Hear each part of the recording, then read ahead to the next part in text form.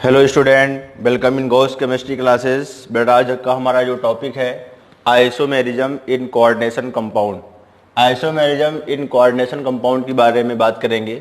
सबसे पहले हम बात करेंगे आयोनाइजेशन आइसोमेरिज्म। आयोनाइजेशन आइसोमेरिज्म क्या होता है बेटा, थोड़ा सा ध्यान दीजिएगा।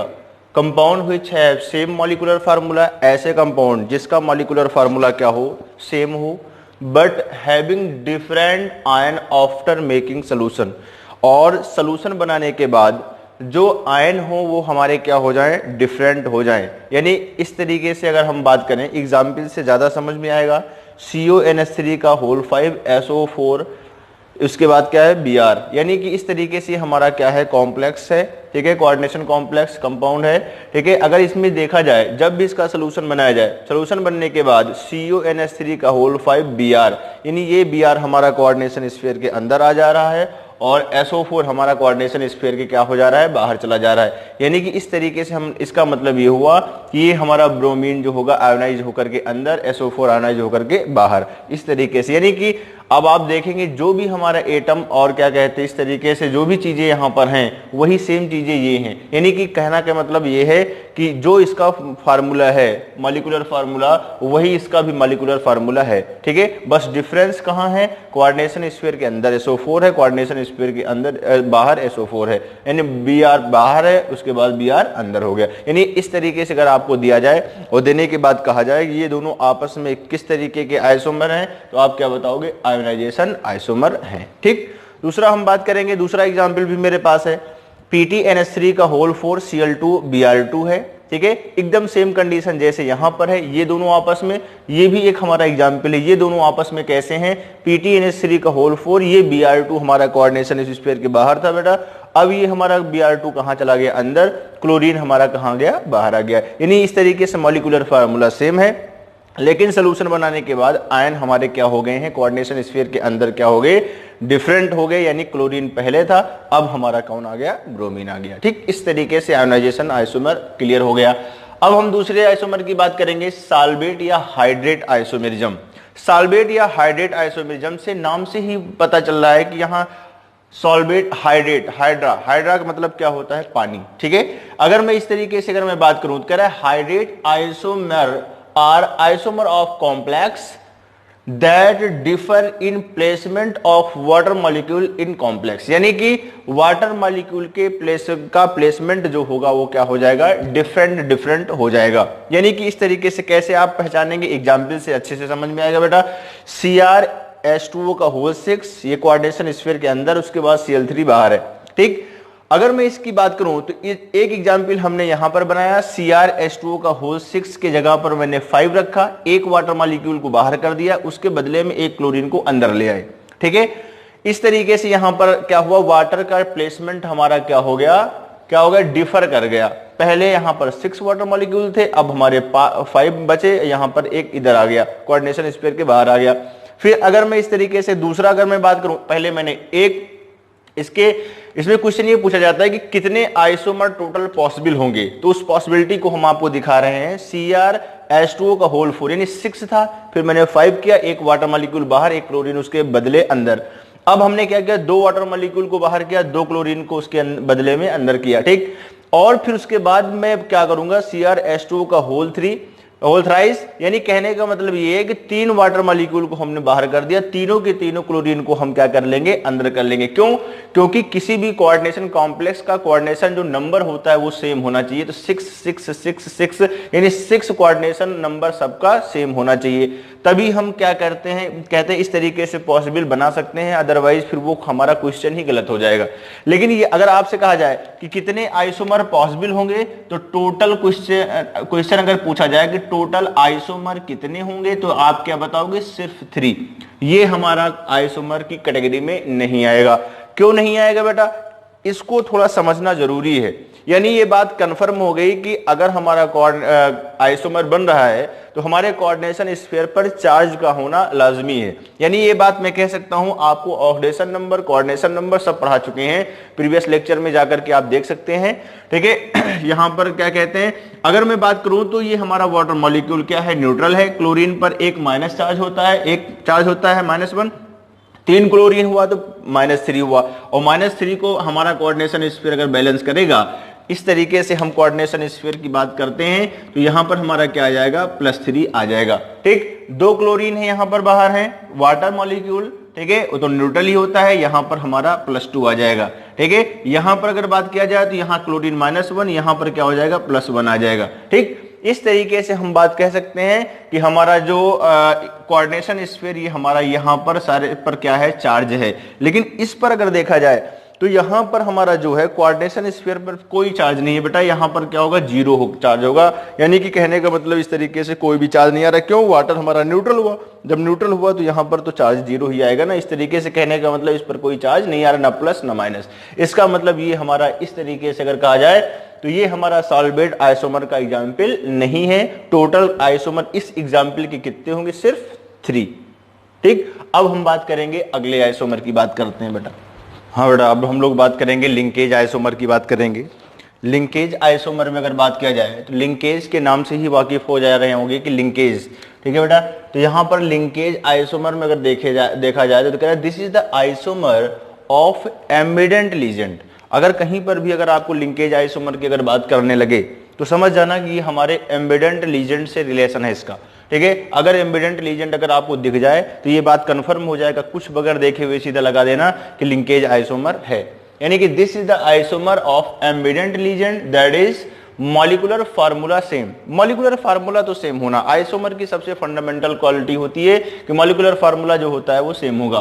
That is molecular formula same but donor atom of ambident ligand are different. यानी कि डोनर एटम का जो एम्बिडेंट लीजेंड का जो डोनर एटम है, जो लीजेंड को डोनेट कर रहा है सेंट्रल एटम को, ठीक है, वो हमारा क्या होगा, डिफरेंट होना चाहिए। यानी एक बात मैं बात कर सकता हूं, एग्जाम्पल के थ्रू में बात करूंगा, CrNH3 का होल 5 NO2, यानी अमोनिया इसमें भी है, CrNH3 का होल 5 ONO।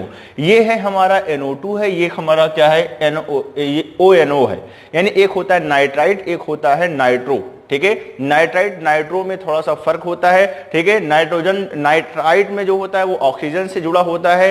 ठीक है, और जो हमारा क्या कहते हैं नाइट्रो होता है वो हमारा क्या होता है, नाइट्रोजन से जुड़ा होता है बेटा। ठीक है, इस तरीके से मैं बात कह सकता हूं। फिलहाल आपको ज्यादा दिमाग लगाने की जरूरत नहीं है बेटा। यहां पर आप देखोगे NO2 ग्रुप है, यहां पर क्या है, ONO। यानी कि ये दोनों हमारे कौन है, एम्बिडेंट न्यूक्लियोफाइल है। ठीक है, और यहां पर हमारा दूसरा एटम हमारा क्या करेगा, लोन पेयर को डोनेट करेगा सेंट्रल मेटल को, यहां पर दूसरा। ठीक है, यानी इस तरीके से अगर बात किया जाए ये दोनों आपस में कौन से आइसोमर होंगे, लिंकेज आइसोमर होंगे। अच्छा, इसके एग्जाम्पल में थोड़ा सा हम आपको बात कर लें, MCN एंड MNC। इस तरीके का अगर कोई भी अगर दिख जाए तो समझ जाना कि इसका मतलब ये है कौन से आइसोमर हैं ये आपस में, ये हमारे जो है वो लिंकेज आइसोमर की कैटेगरी में आ जाएंगे। MCN मतलब एक जनरल में बोल रहा हूं कि ये हमारा माना कि सेंट्रल एटम हो गया, CN साइनाइड हमारा लोन पेयर को देता होगा, साइनाइड आइसोसाइनाइड। अगर इन दोनों का कॉम्बिनेशन हो तो समझ जाना ये कौन है, लिंकेज आइसोमर। दूसरा एग्जांपल और भी मैं दे सकता हूं, इस तरीके से जनरल वर्ड का इस्तेमाल कर रहा हूं। और यहां पर SCN थायोसाइनाइड की बात किया जाए, SCN की अगर बात किया जाए तो थायोसाइनाइड हो गया, और दूसरा अगर इसी के साथ वाला हो MSNC हो तो यहां पर क्या कहते हैं, आइसोथायोसाइनेट की बात करने लगते हैं। SCN की बात किया जाए तो यहां पर हमारा क्या होगा, साइनाइड हो गया, और यहां पर क्या है, आइसोसाइनाइड वाला कैटेगरी आ गई, क्योंकि यहां पर CN है, यहां पर NC है, यहां पर CN यहां NC है। और जो अभी मैंने बताया, माना कि कोई भी सेंट्रल मेटल अगर हमारा M है, M के साथ NO2 अगर है तो ये हमारा NO2 इस तरीके से दिया करता होगा। और इसी NO2 के साथ अगर बात किया जाए MONO और NO2 में कोई फर्क नहीं है, बस सिर्फ जो हमारा एटम हमारा लोन पेयर को देता है सेंट्रल मेटल को, वो हमारा क्या हो जाता है, डिफर कर जाता है। यानी आपको लिंकेज आइसोमर अगर सेलेक्ट करना है, पहचानना है, तो कुछ भी नहीं करना, सिर्फ आपको क्या देखना है कि एम्बिडेंट लीजेंड कहीं दिख जाए दोनों में, और उसके मॉलिक्यूलर फार्मूले में कोई डिफरेंस ना हो, समझ जाना ये कौन आइसोमर है, लिंकेज आइसोमर। ठीक, आइए हम लोग दूसरी बात करते हैं, कोऑर्डिनेशन आइसोमर की बात करते हैं बेटा। कोऑर्डिनेशन कंपाउंड में कोऑर्डिनेशन आइसोमर भी होता है। कोऑर्डिनेशन आइसोमर में क्या है, ध्यान दीजिएगा, कह रहा है this is the isomer of complex. ये कॉम्प्लेक्स का आइसोमर होता है which have both ion. In complex, complex में दोनों के आयन का होना लाजमी है। दोनों का आयन का मतलब क्या हुआ, पॉजिटिव भी होना जरूरी है और निगेटिव भी होना जरूरी है। निगेटिव आयन भी होगा और पॉजिटिव आयन भी होना जरूरी है, ठीक है। जैसे कि अगर मैं बात करूं यहां पर मॉलिक्यूलर फार्मूला तो सेम नहीं हो सकता, क्यों, क्योंकि मॉलिक्यूलर फार्मूले की अगर बात, यहां कॉपर है यहां प्लेटिनम है, इस तरीके से हम बात नहीं करेंगे फिलहाल। तो कहने का मतलब मेरा ये है, इसको कैसे पहचानेंगे, ये उसी तरीके से है जैसे सॉल्वेट वाले में मैंने बताया था कि how many isomer are possible type का क्वेश्चन पूछा जाता है बेटा। तो CuNH3 का होल 4 यहां पर +2 लगा है, PtCl4 -2। ये लेट अस कंसीडर दैट कि ये हमारा एक एग्जांपल दिया होगा और ये एग्जांपल दिया होगा, ये दोनों लिखे होंगे और कहा जाएगा कौन से आइसोमर है, तो आप क्या बताओगे, कोऑर्डिनेशन आइसोमर, ठीक। फिर कहा जाए कि कितने आइसोमर इसके पॉसिबल हो सकते हैं, ठीक है। तो मैं आपको बता रहा हूं, जैसे अभी मैंने बताया था सॉल्वेट वाले में, हाइड्रेट वाले में एकदम सेम कंडीशन यहां पर भी होगी। कैसे होगी आपको मैं बात करता हूं। यहां पर अमोनिया 4 है, यहां +2 हुआ तो ये 100% इसका मतलब ये हुआ हमारे कॉपर पर +2 चार्ज आएगा, प्लेटिनम पर भी हमारा क्या होगा, यहां पर +2 चार्ज आएगा। क्यों, क्योंकि क्लोरीन -1 होता है, 4 है, तो x -4 = -2, ऊपर उधर उस तरफ जाएगा तो +2 आ जाएगा। ऑक्सीडेशन नंबर निकालना बता चुके हैं, हमें बताने की जरूरत नहीं है फिलहाल। आइए हम लोग देखते हैं कैसे ये पॉसिबल होगा, कितने आइसोमर पॉसिबल होंगे। तो सबसे पहले बेटा हम लोग क्या करेंगे, यहां पर अमोनिया 4 थी तो हमने क्या करें, सेंट्रल एटम को चेंज करना नहीं है। सेंट्रल एटम कॉपर यहां पर भी है, प्लेटिनम यहां पर भी है। फिर मैंने क्या किया, अमोनिया हमारा 4 था, इसको मैंने 3 अमोनिया बना लिया, ठीक है। और इस अच्छा, हमने ये आपको भी अभी बताया था कि किसी भी कोऑर्डिनेशन कंपाउंड का कोऑर्डिनेशन नंबर चेंज नहीं होता। जब हम आइसोमर की बात करते हैं तब कोऑर्डिनेशन नंबर क्या होता है, number of ligand accept number of lone pair of electron accepted by central element, ये बात हम बता चुके हैं आपको। तो कहने का मतलब मेरा ये है, अमोनिया तो 3 देगा लोन पेयर, 1 क्लोरीन भी आ जाएगा, यानी 1 अमोनिया को मैं यहां ले गया हूं, इसके बदले 1 क्लोरीन को मैं यहां ले आया हूं। इसका मतलब ये भी पॉसिबल हो सकता है, ठीक है। को पॉसिबल कैसे हो गया, यहां पर अगर आप देखते हैं तो कॉपर पर +2 था, ये अमोनिया न्यूट्रल होता है, -1 होगा, +2 में से -1 क्या होगा, +1। तो इस तरीके से हमारा ये क्या आया, +1, ठीक। हमारे कोऑर्डिनेशन स्फीयर पर +1 आया। यहां पर अगर बात किया जाए तो PtCl4 था, 3 हुआ, अमोनिया है, यहां -2 था बेटा। अगर 1 क्लोरीन को मैंने हटा दिया तो यहां पर इस तरीके से क्या आ जाएगा, -1 आ जाएगा, ठीक। ये बात क्लियर हो जाना चाहिए। ये इसका मतलब ये बात कंफर्म है कि ये दोनों भी हमारे क्या हैं, आपस में कौन से आइसोमर हैं, कोऑर्डिनेशन आइसोमर हैं। क्यों हैं, क्योंकि इनके कोऑर्डिनेशन स्फीयर पर हमारा पॉजिटिव निगेटिव चार्ज इस तरीके से जैसे इस पर आता था वैसे इस पर भी आ रहा है, ठीक। दूसरी बात हम बात करते हैं, फिर हम क्या करेंगे, स्टेप बाय स्टेप करना जिससे कभी गलत ना हो। अगर हम बात करें अमोनिया की, अगर बात किया जाए तो अमोनिया अब हमारा 2 है, क्लोरीन को हमने 2 क्लोरीन का हमने क्या कर लिया, इस तरीके से यहां पर इसमें ले गए हैं और 2 अमोनिया को हम इसमें ले आए, सॉरी 2 अमोनिया को यहां ले गए, 2 क्लोरीन को बदले इसको यहां ले आए, बात एक ही है फिलहाल। तो यहां पर अगर आप देखते हैं कॉपर पर +2 था ही, कॉपर ऑक्सीडेशन नंबर तो फिक्स ही होगा फिलहाल, क्योंकि इस तरीके से हमारा यही तो इसकी प्रॉपर्टी होगी, क्यों, तभी तो हमारे कोऑर्डिनेशन स्फीयर पर हम देख पाएंगे चार्ज है या नहीं है, अदरवाइज हम देख ही नहीं पाएंगे।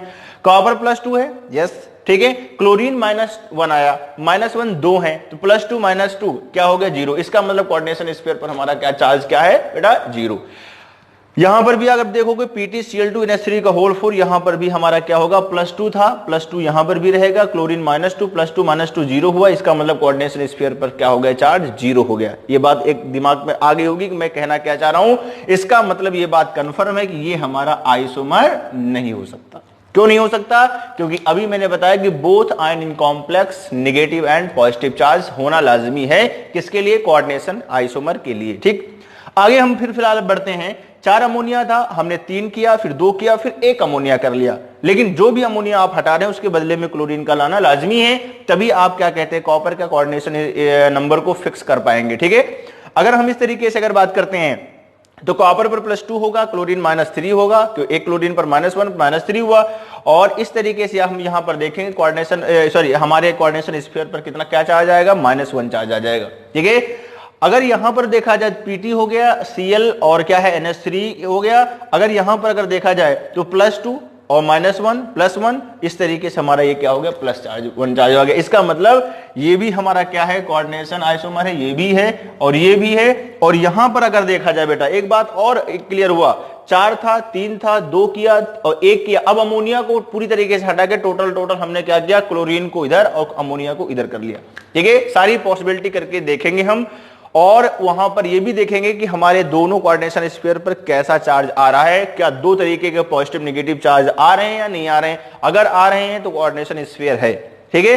अगर नहीं आ रहे हैं, अगर 0 हो जा रहा है तो इसका मतलब वो कोऑर्डिनेशन स्फीयर की कैटेगरी में नहीं आएगा। अगर यहां पर देखते हैं तो कॉपर +2 हुआ, Cl -4 हुआ, तो इस तरीके से क्या होगा, -2 इस तरीके से यहां पर आ गया, यहां पर +2 इस तरीके से इस पर आ गया। ये इस किस तरीके से चार्ज आता है, ये सब हम आपको प्रीवियस लेक्चर में भी बता चुके हैं। हमारा जो मकसद है हम उस मकसद पर काम करेंगे, यानी कि ये भी हमारा कोऑर्डिनेशन आइसोमर है। यानी अगर आपसे ये कहा जाए कि टोटल आइसोमर हमारे कितने बने, तो आप क्या बताओगे, 4 बताओगे। कितने बताओगे बेटा, 4 टोटल आइसोमर। अगर हमसे कहा जाए, ये एग्जाम्पल दिया जाए और एग्जाम्पल देने के बाद ये कहा जाए कि कितने आइसोमर पॉसिबल होंगे, तो क्या बताओगे, टोटल 4, 1 2 और 3 और 4। ये वाला जो है ये हमारा आइसोमर नहीं होगा। क्यों, क्योंकि कोऑर्डिनेशन स्फीयर पर कैसा चार्ज आ रहा है, 0 यानी न्यूट्रल।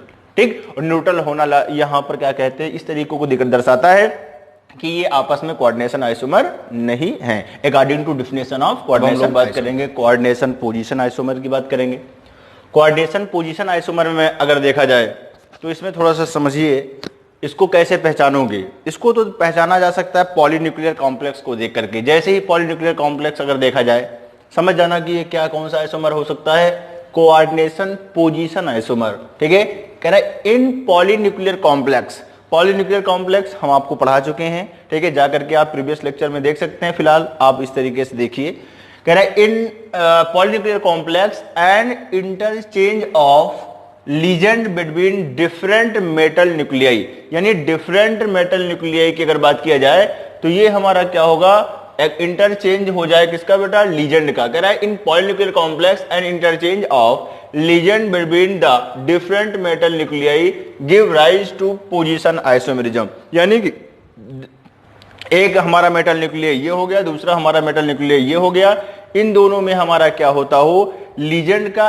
एक्सचेंजिंग होती हो, इंटरचेंजिंग होती हो, तब समझ जाना ये कौन सा हमारा क्या कहते हैं, कोऑर्डिनेशन कौन सा आइसोमर होगा, कोऑर्डिनेशन पोजीशन आइसोमर। ठीक, यहां एग्जांपल है मेरे पास, देखिएगा बेटा, NH3 4COOH COCl4।